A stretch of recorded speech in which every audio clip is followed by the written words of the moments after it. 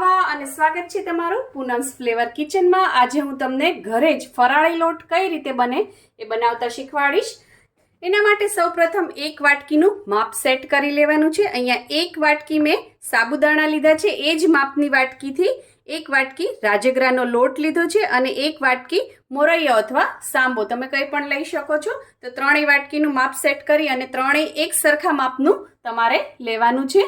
હવે અહીંયા ગેસ ઉપર એક કડાઈ મૂકી દીધી છે। કડાઈમાં કંઈ પણ નાખવાનું નથી, આપણે ડ્રાય રોસ્ટ જ કરવાના છે। એની અંદર હું આ એક વાટકી સાબુદાણા નાખી દઉં છું। સાબુદાણાને આપણે થોડા શેકીશું। ફરાળી લોટનું નામ પડે એટલે આપણે હંમેશા કરિયાણાવાળાને ત્યાં જઈ અને લઈ આવતા હોય છે અને આપણને ખબર નથી હોતી કે ફરાળી લોટ શુદ્ધ છે કે અશુદ્ધ, અને એમાં કેટલાય પ્રિઝર્વેટિવ, ભેળસેળ એવું બધું પણ હોય છે। એના બદલે ઘરે જ તમે બનાવો, બહુ ઇઝીલી બની જાય છે।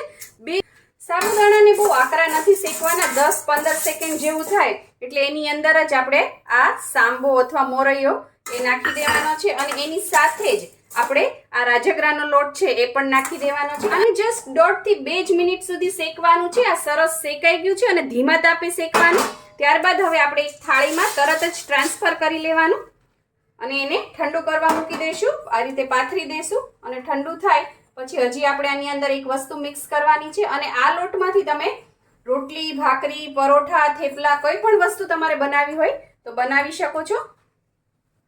આ ત્રણેય વસ્તુ ઠંડી થઈ ગઈ છે। હવે આપણે એને એક મિક્સર જારમાં નાખી દઈએ અને આ ત્રણેય વસ્તુ ઠંડી થવી જરૂરી છે, ગરમ હોય ત્યારે નહીં પીસવાનું, એકદમ ઠંડુ થવા દેવાનું।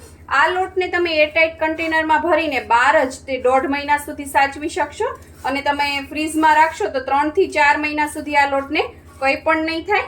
હવે આપણે ઢાંકણું બંધ કરી અને આને સરસ પીસી લઈએ। આ ત્રણેય વસ્તુ સરસ અંદર દળાઈ ગઈ છે અને લોટ રેડી થઈ ગયો છે। હવે હું આને ચાળી લઉં।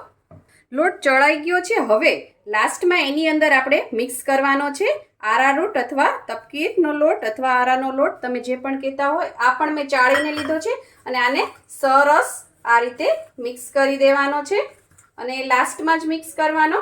જો તમને આ ફરાળી લોટ બનાવવાની રીત પસંદ આવી હોય તો લાઇક, શેર, કોમેન્ટ કરો। પ્લીઝ મારી ચેનલને સબસ્ક્રાઇબ કરો અને હા, બેલ આઇકન દબાવવાનું ના ભૂલશો જેથી આવી જ સરસ મજાની વાનગીઓ તમારા સુધી પહોંચતી રહે। થેન્ક યુ, આવજો।